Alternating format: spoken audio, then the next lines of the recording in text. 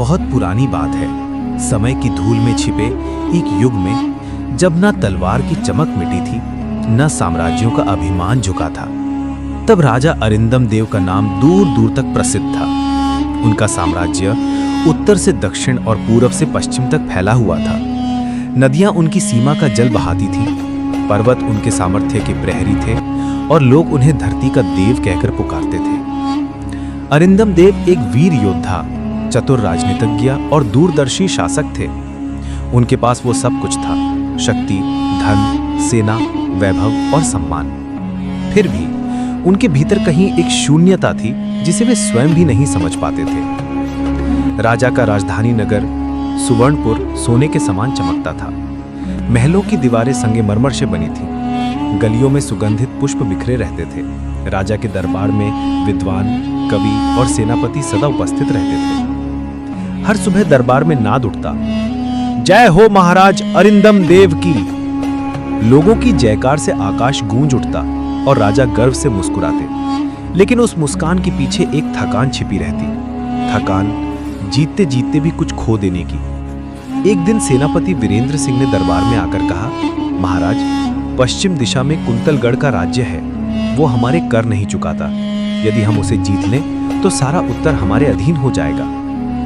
राजा ने कुछ पल सोचा और बोला, तैयारी करो, इस युद्ध में हम साम्राज्य का विस्तार करेंगे। सेना ने युद्ध की तैयारी शुरू कर दी। घोड़े सजाए गए, तलवारें चमकाई गईं, ढोल नगाड़े बज उठे। राजा स्वयं सेना का नेतृत्व करने निकले। ये उनका स्वभाव था। कुंतलगढ़ की सेना भी पराक्रमी थी। युद्ध कई दिनों तक चला। राजा अरिंदम देव ने अद्भुत साहस दिखाया। एक रात जब दुश्मन की सेना पीछे हट गई तो सुबह सुबह राजा ने दुर्ग पर विजय ध्वज फहराया।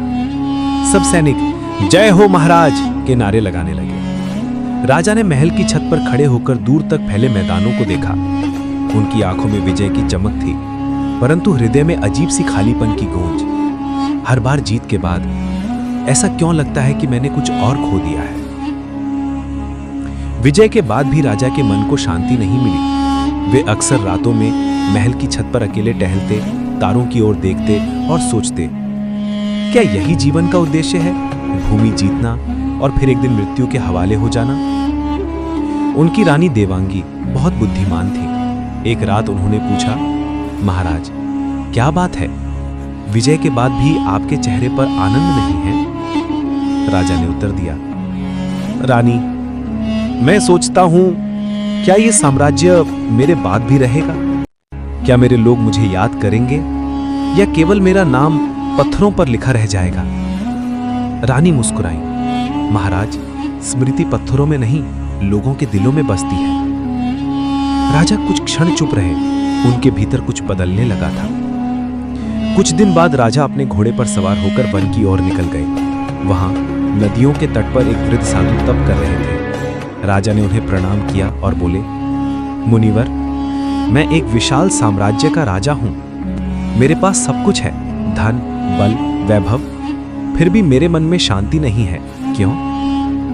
साधु ने शांत दृष्टि से उनकी ओर देखा और कहा, राजन, तुमने बहुत कुछ जीत लिया पर स्वयं को नहीं जीता। तुम्हारा साम्राज्य बाहर फैला है पर भीतर सोना है। राजा ने पूछा, तो क्या मुझे सब कुछ त्याग देना चाहिए? साधु बोले, नहीं, त्याग नहीं, परिवर्तन। राजा वही सच्चा होता है जो अपनी प्रजा को सुख और आत्मा को शांति दे सके। राजा ने उस रात साधु के पास रहकर जीवन का सच्चा अर्थ सीखा, सत्ता का नहीं, सेवा का। राजा अरिंदम देव ने राजधानी लौटते ही दरबार बुलाया। उन्होंने कहा, अब हमारा साम्राज्य केवल भूमि पर नहीं बल्कि मानवता पर आधारित होगा। हम नवनिर्माण करेंगे, न कि केवल विजय। उन्होंने कई नए आदेश जारी किए। हर गांव में शिक्षा के लिए विद्यालय खोले जाएं, गरीबों को खेती के लिए भूमि दी जाए, सैनिकों को युद्ध के बाद किसान और रक्षक बनने का अवसर मिले, नदियों और जंगलों की रक्षा की जाए। लोगों ने देखा उनका राजा अब केवल योद्धा नहीं, एक जननायक बन गया है। कुछ महीनों बाद मंत्री सोमेश्वर ने कहा, महाराज, अब आप युद्ध नहीं करते तो अन्य राज्य हमें कमजोर समझेंगे। राजा मुस्कुराए, जो शांति की शक्ति नहीं समझता वो कभी सच्चा विजेता नहीं बन सकता। हम तलवार अब रक्षा के लिए उठाएंगे, आक्रमण के लिए नहीं। धीरे धीरे पड़ोसी राज्यों ने भी देखा कि अरिंदम देव का राज्य न केवल धनवान है बल्कि सुखी भी है। जहां और जगहों पर लोग भूख से मर रहे थे, वहीं सुवर्णपुर में हर व्यक्ति के पास अन्न था। कुछ वर्षों में सुवर्णपुर शांति राज्य के नाम से प्रसिद्ध हो गया। वहां अपराध लगभग समाप्त हो गए थे। विदेशी यात्री आते, शिक्षा और नीति सीखते। राजा ने युद्ध के मैदानों को बगीचों में और किलों को आश्रमों में बदल दिया। रानी देवांगी ने भी नारी शिक्षा अभियान शुरू किया, जिससे राज्य में ज्ञान की क्रांति आई। अब लोग कहते थे, अरिंदम देव ने तलवार से नहीं, करुणा से संसार जीता। समय बीतता गया, राजा बूढ़े हो गए, मगर उनकी आंखों में अब पहले जैसी थकान नहीं थी। एक दिन वे अपने पुत्र युवराज आदित्य को बुलाकर बोले, बेटा, मैंने बहुत कुछ देखा। युद्ध, विजय, पराजय सब क्षणिक है, लेकिन जो व्यक्ति दूसरों के जीवन में प्रकाश लाता है, वही अमर होता है। युवराज ने विनम्रता से कहा, पिताश्री, मैं आपकी नीति को आगे बढ़ाऊंगा।